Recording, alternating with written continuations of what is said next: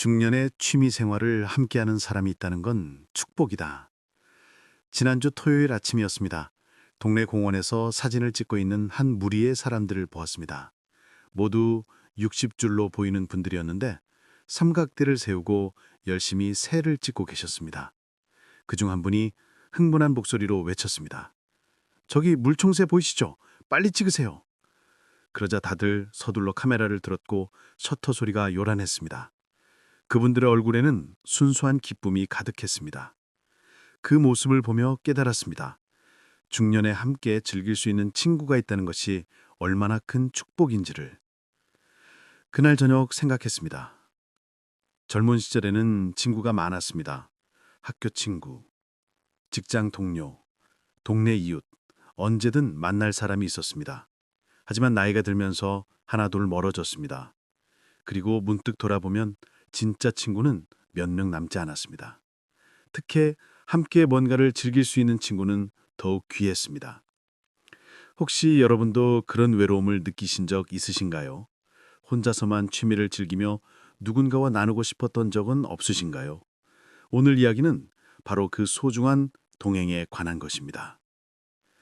한 50대 후반 남성분의 이야기입니다. 명예퇴직 후 혼자 지내는 시간이 많아졌습니다. 가족들은 모두 바빴습니다.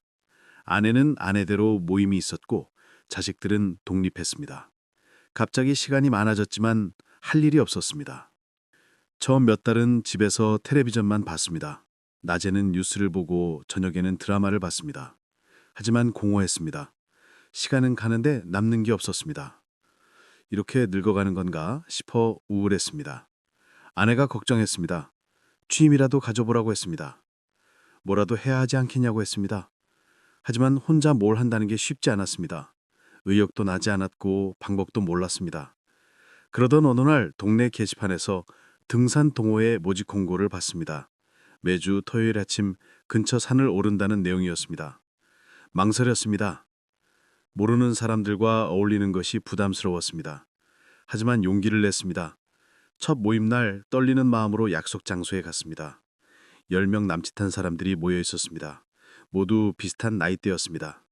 은퇴자도 있었고 프리랜서도 있었습니다. 처음에는 어색했습니다. 누구와도 말을 섞지 못했습니다. 그냥 뒤에서 묵묵히 걸었습니다. 하지만 사람들이 먼저 말을 걸어줬습니다. 처음 오셨어요? 어디 사세요? 무슨 일 하셨어요? 산을 오르며 자연스럽게 대화가 이어졌습니다. 서로의 이야기를 나눴습니다. 은퇴 후의 고민, 자식 걱정, 건강 문제, 비슷한 처지의 사람들이라 공감이 됐습니다. 정상에 올랐을 때의 성취감은 특별했습니다. 혼자 오를 때는 느끼지 못했던 기쁨이었습니다. 다 같이 도시락을 꺼내 먹으며 웃고 떠들었습니다. 오랜만에 느끼는 즐거움이었습니다. 하산 후 사람들이 말했습니다. 다음 주에도 오시라고, 매주 다른 산을 오른다고, 재미있을 거라고 했습니다. 그분은 고개를 끄덕였습니다. 다시 오고 싶었습니다. 다음 주에도 갔습니다. 그 다음 주에도 갔습니다. 어느새 빠지지 않는 단골이 되었습니다. 사람들과 친해졌습니다. 서로 이름을 부르며 농담을 주고받았습니다. 산 이야기만이 아니라 인생 이야기도 나눴습니다. 석 달쯤 지나자 완전히 달라졌습니다. 이제 토요일이 기다려졌습니다. 금요일 밤에는 등산복을 미리 챙겨놨습니다. 아침 일찍 일어나는 것도 힘들지 않았습니다. 설레이는 마음으로 집을 나섰습니다.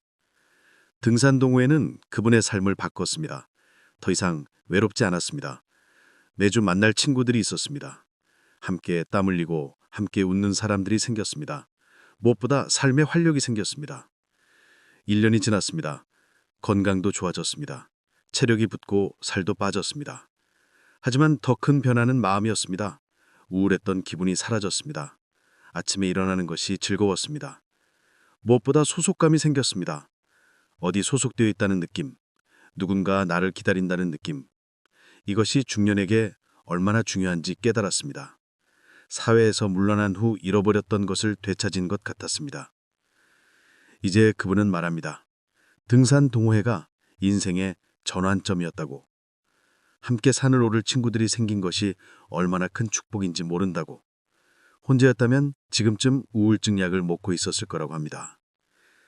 중년의 외로움은 특별합니다. 젊은 시절의 외로움과 다릅니다. 젊을 때는 새로운 사람을 만나기 쉽습니다. 학교에 가고 직장에 다니며 자연스럽게 인연이 생깁니다. 하지만 중년은 다릅니다. 은퇴하면 직장 동료와 멀어집니다. 자식들은 독립합니다. 부모님은 돌아가십니다.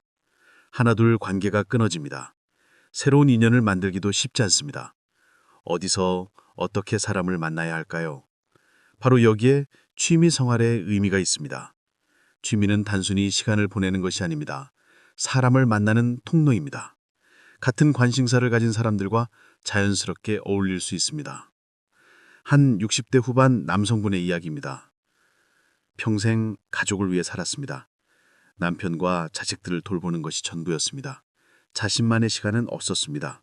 취미도 없었습니다. 자식들이 다 독립하자 갑자기 시간이 생겼습니다. 하지만 뭘 해야 할지 몰랐습니다. 친구도 별로 없었습니다. 평생 집안일만 하다 보니 사교 활동을 못했습니다. 외로웠습니다. 남편은 여전히 바빴습니다. 골프 치러 나가고 친구들 만나러 나갔습니다. 혼자 집에 남은 시간이 많았습니다. 텔레비전을 보다가 잠들고 일어나면 또 텔레비전을 봤습니다. 우울했습니다. 이게 내 인생인가 싶었습니다. 나를 위해 산 적이 한 번도 없었습니다. 이제라도 뭔가 하고 싶었습니다. 하지만 무엇을 어떻게 시작해야 할지 막막했습니다. 어느 날 동네 게시판에서 문화센터 전단지를 봤습니다. 수채화 강좌 모집 공고였습니다. 어릴 적 그림 그리기를 좋아했던 기억이 났습니다. 결혼하고 나서는 한 번도 못 그렸습니다. 등록했습니다. 첫 수업날 떨리는 마음으로 문화센터에 갔습니다. 15명쯤 되는 사람들이 모여 있었습니다. 대부분 비슷한 나이대 영성들이었습니다. 선생님이 기초부터 가르쳐줬습니다. 붙잡는 법, 물감 섞는 법. 처음에는 서툴렀습니다. 마음대로 안 됐습니다. 하지만 재미있었습니다. 오랜만에 몰입하는 경험이었습니다. 수업이 끝나고 옆자리 분이 말을 걸었습니다. 처음 오셨어요? 저도 이번 기수부터예요. 같이 커피 마실까요? 그렇게 첫 친구가 생겼습니다. 매주 수요일 오전이 기다려졌습니다. 그림을 그리는 것도 좋았지만 사람을 만나는 것이 더 좋았습니다. 수업 전으로 수다를 떨었습니다.